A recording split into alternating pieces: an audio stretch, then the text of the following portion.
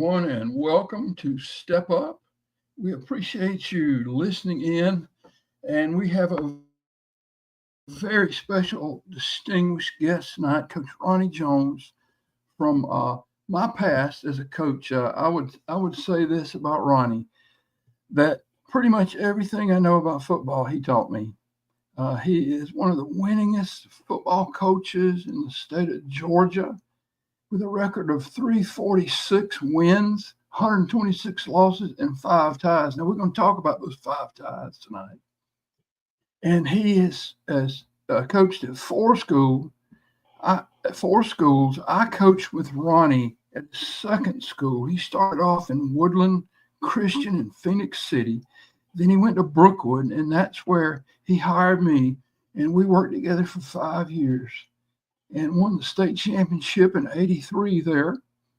I left in '84. He won it again in '85, and he's won a total of 4. And he also finished out his career at Westfield and Perry, where he won 217 games and won 2 state titles, played in the state. In his career, he's played in the state championship 9 times. He's a spectacular coach. He's in the Hall of Fame at Brookwood School, and the field at Westfield is named Ronnie Jones Field. So what a great honor. Ronnie, we're just so pleased and honored to have you here with us tonight, man. Thank you for being here. Well, thank you. I appreciate the opportunity.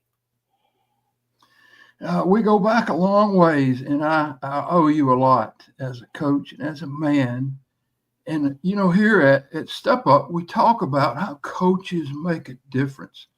And that's why we invited you, because I think down through the years, you've made such a difference in so many of your players' lives. Well, I hope I have. I have certainly tried to. And I've had a lot of good kids. God has just blessed me everywhere I've ever been. We are. Our nonprofit that sponsors the show is called A Higher Standard Leadership. And I think you operate to a higher standard, Coach. I think you always have. I feel like that you were an authentic coach. The players believed you. You didn't have to give many pregame speeches. They just believed in you. Well, I have that. When I started my career, I wanted to try to treat kids like they're supposed to be treated. And if I've done one thing in my coaching career, I hope I've accomplished that and just treated kids fairly, and I respect them, and I hope they respect me. They certainly do. I was texting Kevin Vick before we came on air. I try to stay in touch with Kevin, and he was saying that you steered him in the right direction in his life. You remember Kevin? Oh, gosh, can't forget him. He's one of the best I ever coached. And he has become such a fine man. I think, Ronnie, the standard I would judge you on is more than winning. It's the kind of kids, the way they've turned out as men, as husbands in their life. I know you got to be proud of that. I am. I was certainly blessed with my own wife, Beth, and I certainly hope, I've got a good family, and I just hope that all those kids that I have coached, and there's been a lot of them, I hope they become good husbands and good fathers.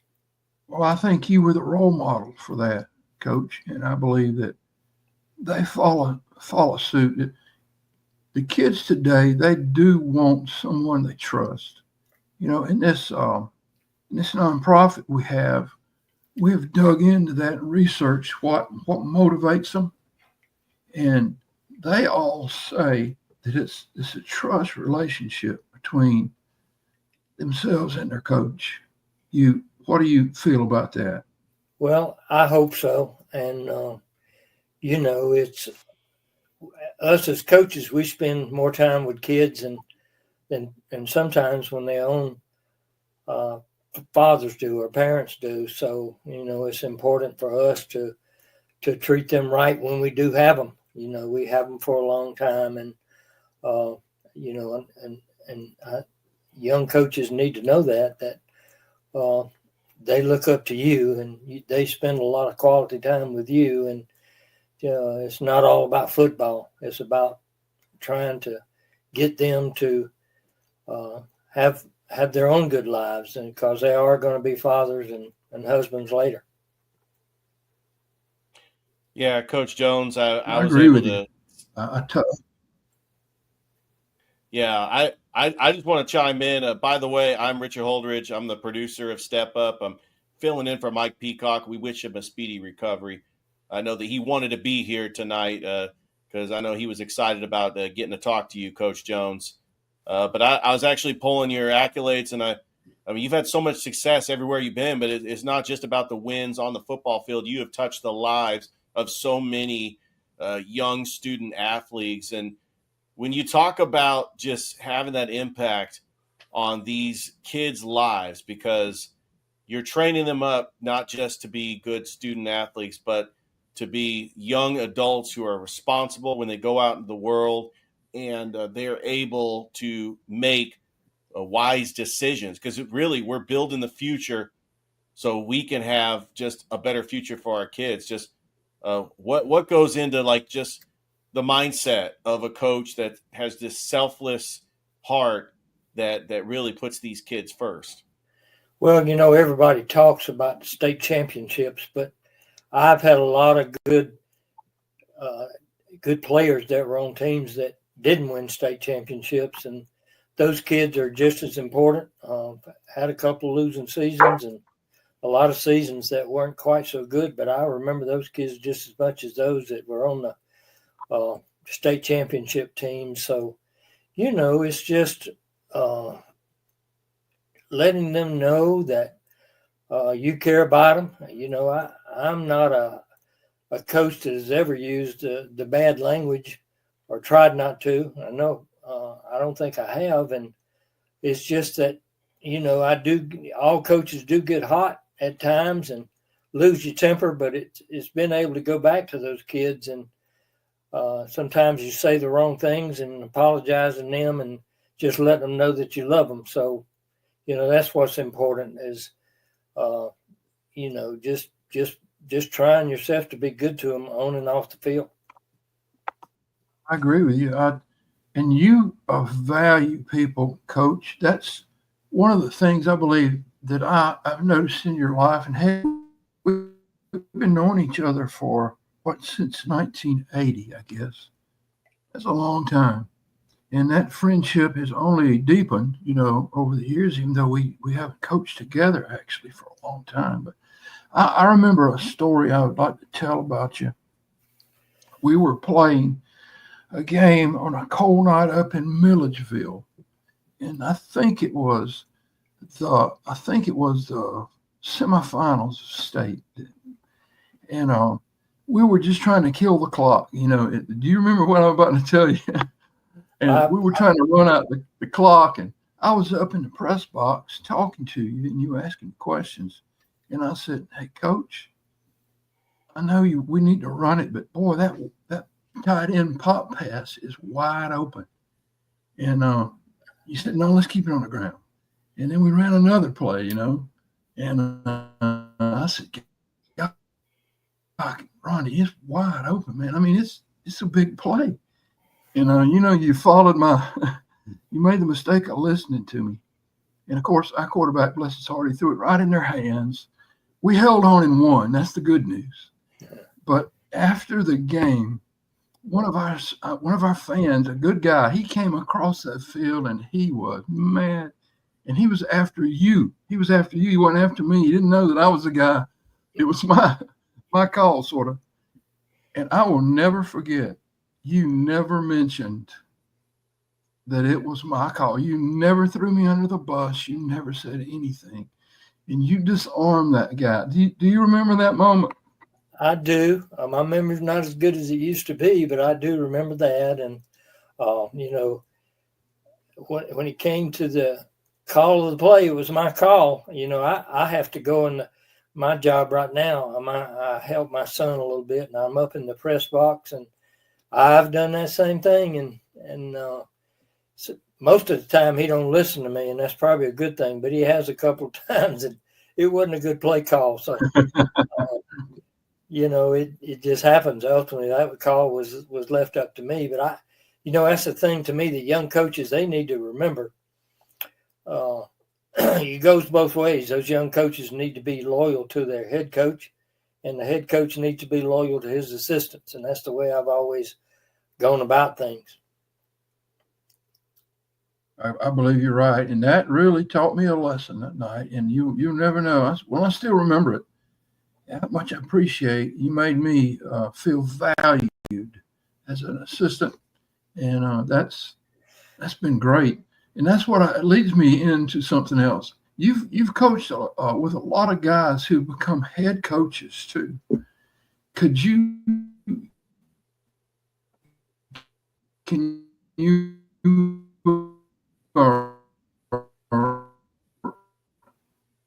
You're breaking up on me, Marty. remember? I hate to ask you a question like that without any preparation. How do you look at assistant coaches on your staff, mentoring them? Well, you know, I just try to be a good example to them and work hard, and we've always worked hard. And you know, you know, the ones I come right off top of my head are Burt Brown, who just retired up at Brentwood, and I have Jake Walls, who is at Christian Fellowship, Central Fellowship Christian, and you know, have a former player, Brandon Bailey, who's a defensive coordinator now at Georgia Southern, and just tried to work hard and show them good work ethic and things like that. And real proud of some of those coaches, and maybe a couple that I left out, but just real proud of them for what they have accomplished. I like the way, one of the things you taught me was the way to structure practice. I still follow that way. You know, you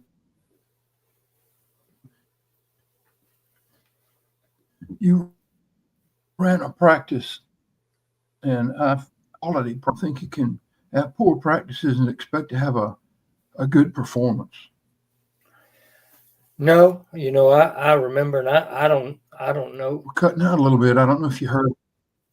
Well, yeah, you know, speaks of practices, and I can think of one example, kind of a funny story. We were having a bad practice years ago at Westfield, and so I decided, you know, there had been times where I just on purpose sent them in, but on this occasion I said, guys, I want y'all to all get together here, and we fixing to do the hokey pokey.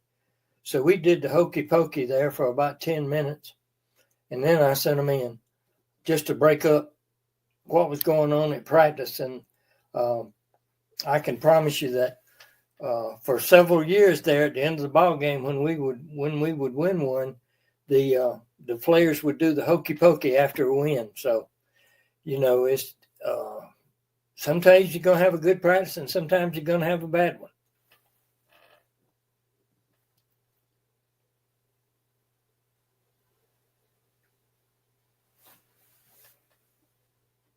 Coach Jones, how you doing? Richard Holdridge. Yep. I do want to ask you, though, when you were at Westfield School, I know that, you know, they play in the GIAA. Yes. Is it lagging? Yes. We were cutting that. There's been. I just wanted to. I may have to cut this out, like when the lagging part. So I chimed in. We'll go ahead and repeat your question. I'll go ahead and I'll edit this out. I just wanted to get on screen real quick just to make sure. I'm cleaning up my computer as we speak. I don't know if it's something on my end, but it's lagging just a little bit, but yeah, keep going, and I'll just edit this out.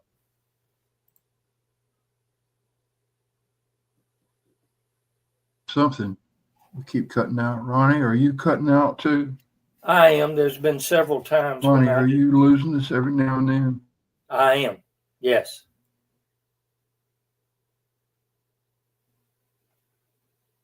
The only thing maybe if you both can just log off and log back in, and then you may have to reset the router. What I do is I turn off every single device that has Wi-Fi just so I can get the strongest signal.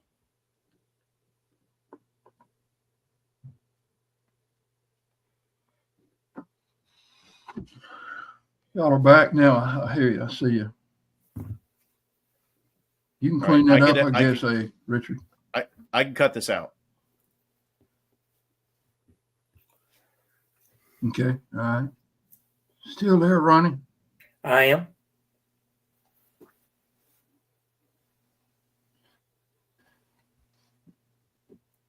Hey, Coach, what is one of your most memorable moments in coaching? Well, I know you probably have more than one, but what is one of the most memorable? One of the most memorable for me, we were at Calhoun County, and we had played Macon County early in the year, and they had beat us pretty soundly, and it was kind of aggravating toward the end of the game. They kicked an onside kick and got them another touchdown. And the next week, at Calhoun County, a lot of those kids had never been out of town very much, and we took them to Florida State, and we did a little tour there. And on the tour, Florida State at that time, I don't know if they still do it or not, but they had a little bitty graveyard that every win that they would get out of town, they'd cut up a piece of the grass and go back to Florida State and bury it. And it was just a little bitty graveyard that they had set up over the years with every victory they ever had. Well, the next year we played Macon County again in the playoffs, and it just, we won in overtime, and I believe you might have been at that game. And I came down and watched it. Y'all were dressed out in camo. We were. I had never done anything like that since before, but we did it. And after the game, our kids kind of went crazy, and I looked out on the field, and the kids had pocket knives. Now, where they got those pocket knives, I don't know. I hope they didn't have them in their pants, but they were cutting up grass, and they were going to start their own graveyard back at Calhoun County. But that was a fun night. Oh man, I remember that night. It was cold, and that was a big win. You shook up the whole state with that win. That was a big one. It was. And we were talking about kids before. I guess one of my most favorite things is I was inducted into the Hall of Fame and at Brookwood, and several of my kids were there. And you were talking about touching lives. You'll remember this name. His name was Teppo Uranimi. And Teppo was standing in line. Gosh, we were waiting to get inside to the banquet area, and he said, "Coach, I want to show you something."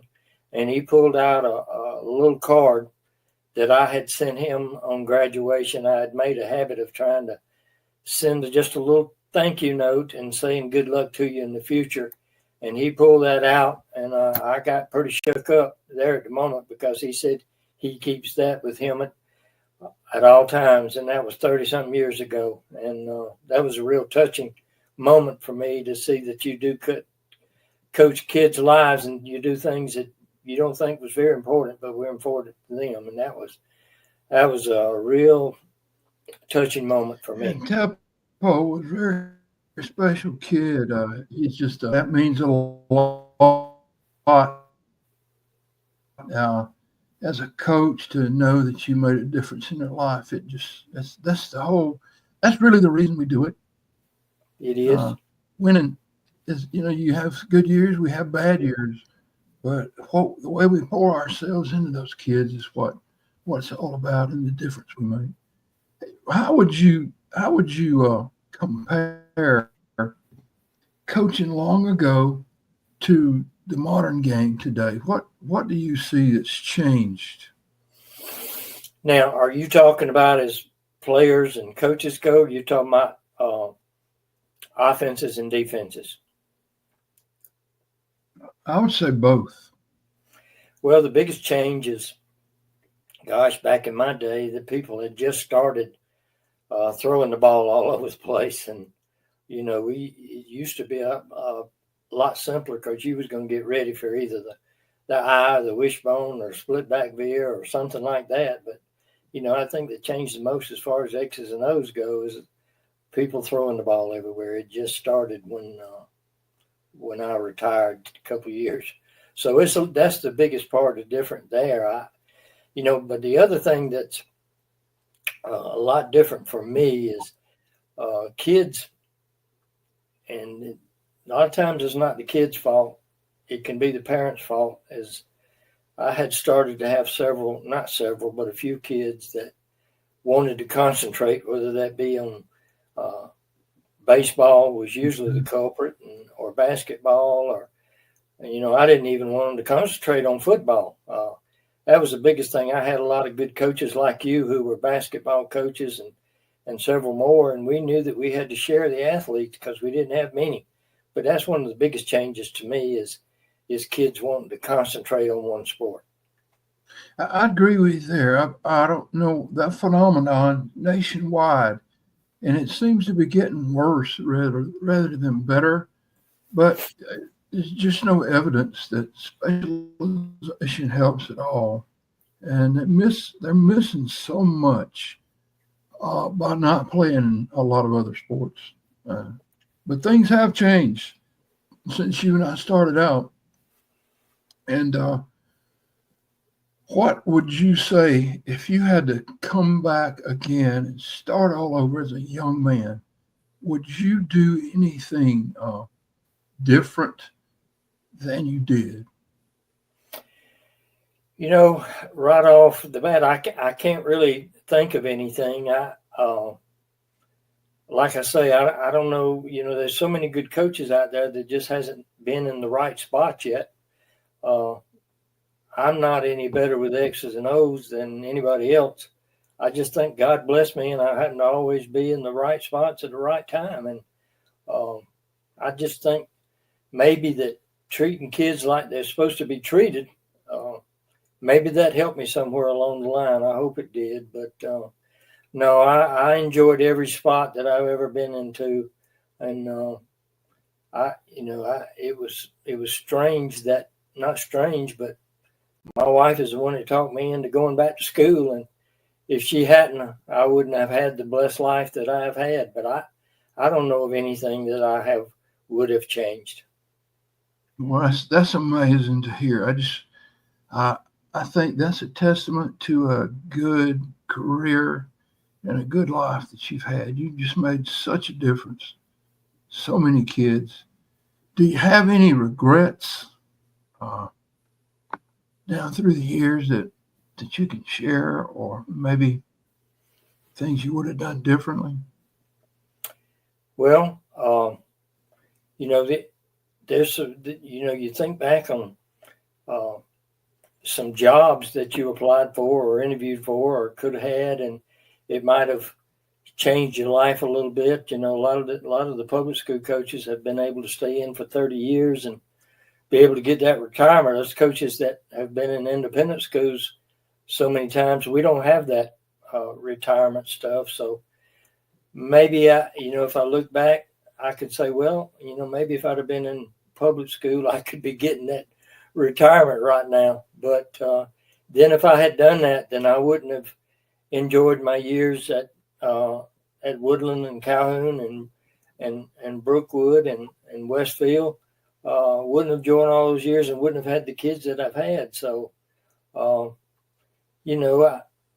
wish maybe now. I retired at 65. I could have probably stayed a few more years. I kind of, because I've been coaching anyhow, helping my son. But I kind of wish I'd have stayed a few more years. That's one thing that I look back on, and maybe I wish I'd have stayed a few more years. Yeah, it's I'm the same way you are. Of course, I'm still I'm coaching coaches now, so it's a little different. But I just think it's amazing that you did it for all those years, and it's just to me the greatest compliment to you I can give, that if you did it over, you do it the same way, and you did it your way, and you did it the right way. You just made such a huge difference, Coach. You made a difference in my life. Well, I am not saying at all that I didn't make some mistakes, because I did. I don't want to say everything was perfect, but you had some years that you wished you had done better, and um, you wish that maybe you would have won some of those games that you didn't win. But like I said, it's not all about winning and losing. It's about, I hope that I have touched somebody's lives. And I did want to say, that a lot of my former coaches are still good friends of mine, but I can't think of any, Marty, that's been a better friend than you have. And I have a lot of respect for you, and I always have. And that's the reason I have called you on some situations or some circumstances, because I look up to you a lot, and what you have meant to me. Well, same to you. You are. I value your friendship. You just poured yourself into me when I needed you. You were there, and that friendship we have is still great. And you made me better. And I maybe it was that verse: "As iron sharpens iron, so a man is friend." But we sure had some good times. You were great at playing practical jokes. I remember that. They would when I was coaching basketball, I would have to lock up that old gym down there at Brookwood, and Yeah. check all the doors. And I was always afraid you were lurking around the corner, jumping out. It scared me. And we had a lot of fun together. Looking back, it was probably one of the most fun times of my life. Well, all the times we're not great that I shared with you. I know you remember the night we had at Riverview Academy, and the Gosh, Transformers blew, and there was a lot of injuries there, and so that's one thing that you and I will always share. That's definitely the worst night of coaching that I ever had, was that night at Riverview. And Wayne Prophet, I look up to him a lot. He was coaching on the other side, so that's one thing that we share. That was probably the most horrible night that I had experienced in coaching. oh Ronnie, it was just awful, wasn't it? And It it's was. hard to get it out of your memory too. And some kids were burned, and a couple of them were killed. And yeah, that was one of those things you never want to see happen again. Let me ask you this: what do you think was one of the biggest moments? I remember when we won the '83 state championship in Dublin, and it was so cold. Remember how cold it was that night? It was, and I believe it had rained. And if maybe I'm wrong, and maybe uh, but it seems like I remember they brought in a helicopter or something to try to blow some of the water off the field before we played. But it was, and that's the only undefeated season that I ever had, and That, it was a yeah, that special was one. they did. Yeah, And they brought in. what was most special about that night, I have an old tape around the house somewhere. My mother and father and my sister and my brother were all at that game, and none of them are around anymore. So that's kind of special. I turn on that tape and get to see them celebrating with me at the end of the game. Yeah, that was some night. It was the first one for both of us, and golly, that was a memory I'll never forget. I remember it came down to one play. Uh, I think it was 4th and 11, and we threw a pass. I can't remember. Maybe you can remember a few more details. But the pass was incomplete, but they called some kind of penalty on the other team. And when we looked at the film later that night, about 4 in the morning, we it was a good call. And then I think we scored maybe on the next play or two. Do you remember it that way? I do. I remember. I don't remember what the penalty was, but I remember there was a big penalty towards the end of the game. If we threw a pass, we didn't throw it a whole bunch. So we didn't. Pass, that was unusual too. When we threw it, it was usually the tempo. Yep, it was. And well, that was just a great night, and one that'll go down in my memory. I'll remember that as long as I live. Ronnie, I have such respect for you as a coach, and I just can't thank you enough for being on our show tonight and sharing with these people. Hey, we'll have you back again later on, and but just thank you so much for everything you've done for me, and everything you've done for our family, man. You're the kind of man I want to be. Well, thank you. And the same goes for you, Marty, and all the other coaches that I've worked with, and all the players, and especially my wife. My wife's a special human being. It's hard to be a coach's wife. You spend so much time away from home, and so it's just a lot of people that you get all these accolades about the wins, but it's all these other special people in my life that are important to me, and especially the kids, and especially my coaches that I have worked with. I agree with you, man. I think a coach has to have a wife like you and I had. Diane has just been a rock for me for all these years. Heck, we've been 49 years married, and she never, she's always there, just like Beth. And it takes a special woman to be a coach's wife, because they hear a lot of things up in the stands that we don't hear, They do. I think towards the end of my career, my wife, I finally talked her into getting her a chair and sitting on the track or on the side somewhere instead of sitting up in the stands. But it's not an easy life for a wife. It's not, but man, we married well. So if you're a coach out there listening, hey, take our advice. Be careful who you marry. It's going to take a special lady to make the long career that you're looking for. Well, Coach, thank you, man. God bless you. If I can ever help you, all you got to do is call.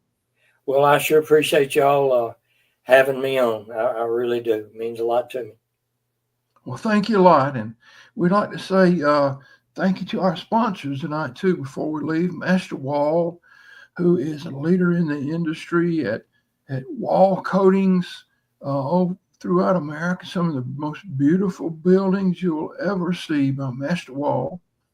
And Steve Smith, we appreciate them helping us. We also want to thank you to Ron and Kim Thomas, friends of the show. Thank you so much for being with us. And listen, I got a swag shirt on tonight I wanted to mention. A young guy that I coached a few years ago, he started making shirts. Mm-hmm. He used that money to pay his tuition to go to school when I was AD at Calvary. I got a lot of admiration for that kid. So get online and buy you a swag shirt. You never know. Everybody wants one. Yeah, that's Jadarian Holloway, the point guard for the Glenwood Gators. He actually was their leading scorer last year. He's got a bright future, and we love swag. He's just a phenomenal player, and we got plenty of games on Georgia Alabama Sports Live. Well, Richard, Ronnie, thank y'all so much. God bless you guys. And remember, step up, make a difference. Well, thank you, Marty, and thank you too, Richard. I appreciate you, Coach.